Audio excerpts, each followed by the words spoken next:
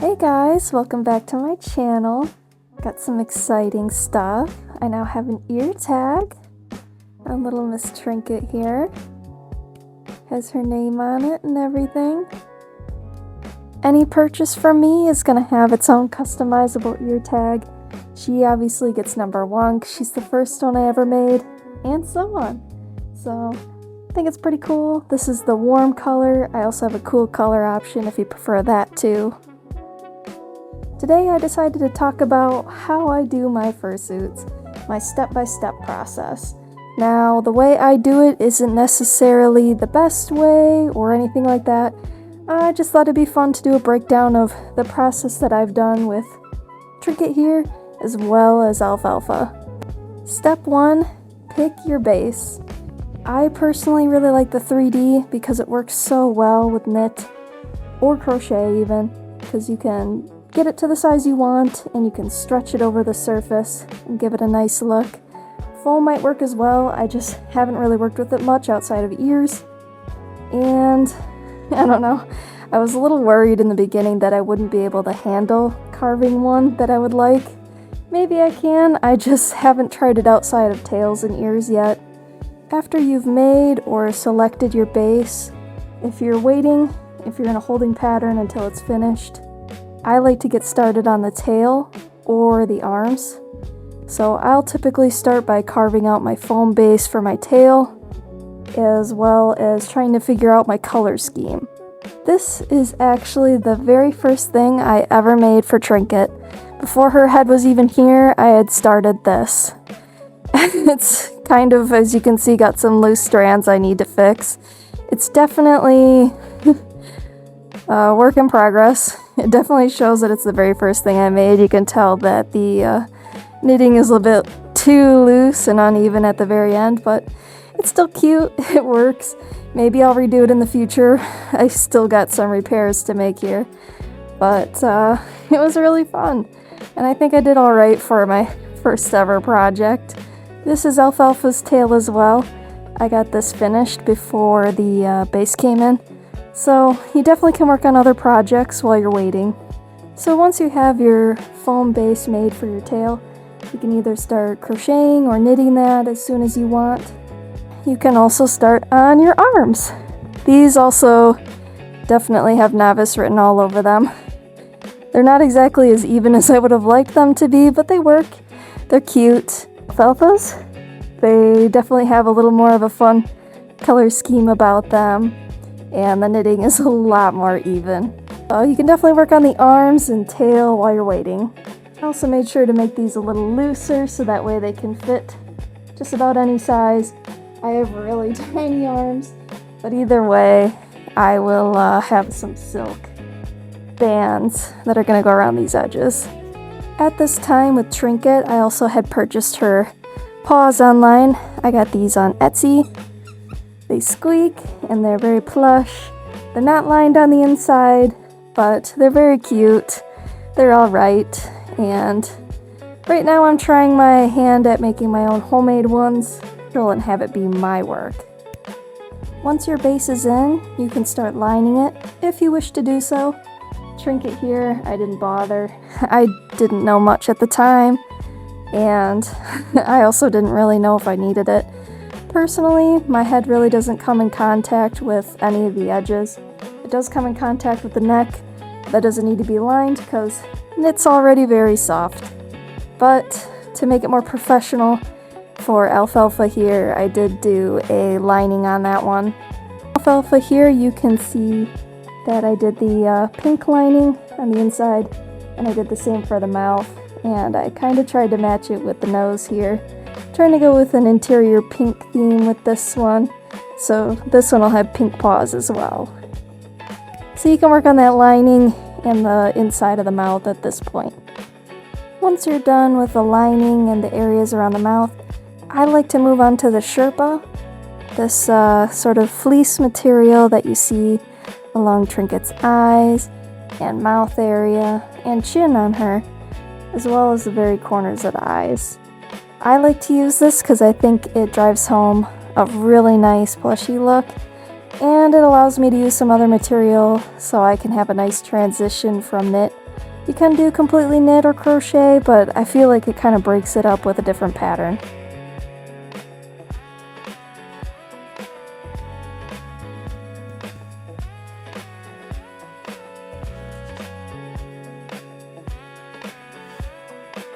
I get this kind of material from Michaels, and you don't have to use it, I just think it's stretchy and really useful. The nice thing about it as well is there's no shaving with this Sherpa. You just need to trim the areas around the mouth to give it a cleaner look. Sometimes I trim a little here and there. After I complete the Sherpa areas that I want to cover, then I move on to these wonderful foam ears. I use just a high density foam base that I get off Amazon. There's probably some better places, it's just convenience because I have Prime with my family. So I use that here for trinket as well as alfalfa.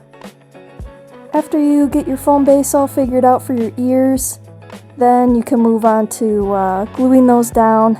After they've been fixed in place, then you can begin the chunky knit or crochet material that you want to use.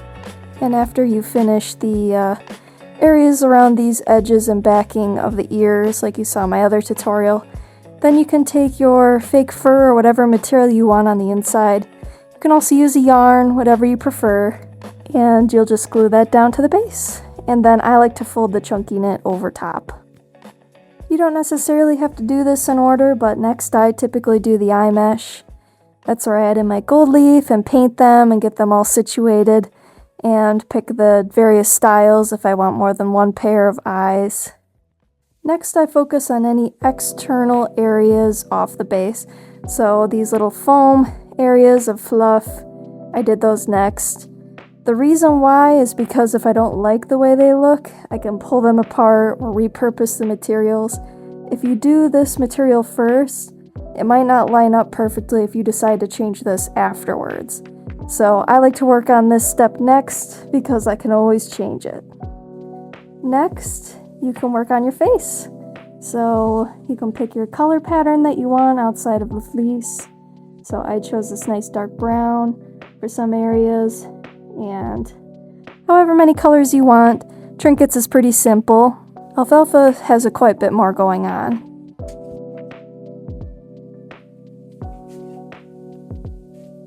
This part you gotta be really patient.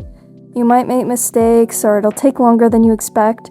The back of the head for me always takes the longest because there's just so much surface area to cover.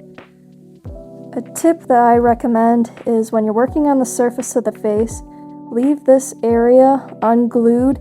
You can finish the design, but don't glue it down yet, because once you have all the surface of your face covered, you can then go up here and thread in your hair.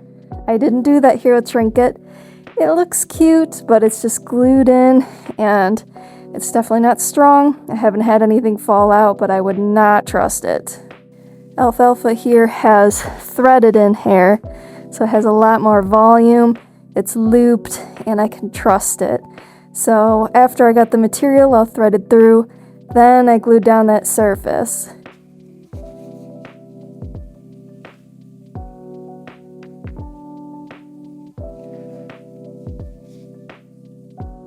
Be sure to also not glue too much of the very top of the back of the head as well. Leave a gap there for however long you want that hair to go back. Next is one of my personal favorites, and that's all the external pieces that I do on top. So I do my eyebrows over top to give them a pop, as well as now you can do your eyelashes now that you have your material built up around it. I tend to use an acrylic yarn for this, but you absolutely can use a mixed wool. I recently did that with the black yarn on Alfalfa. It's a little thicker, but it works just the same.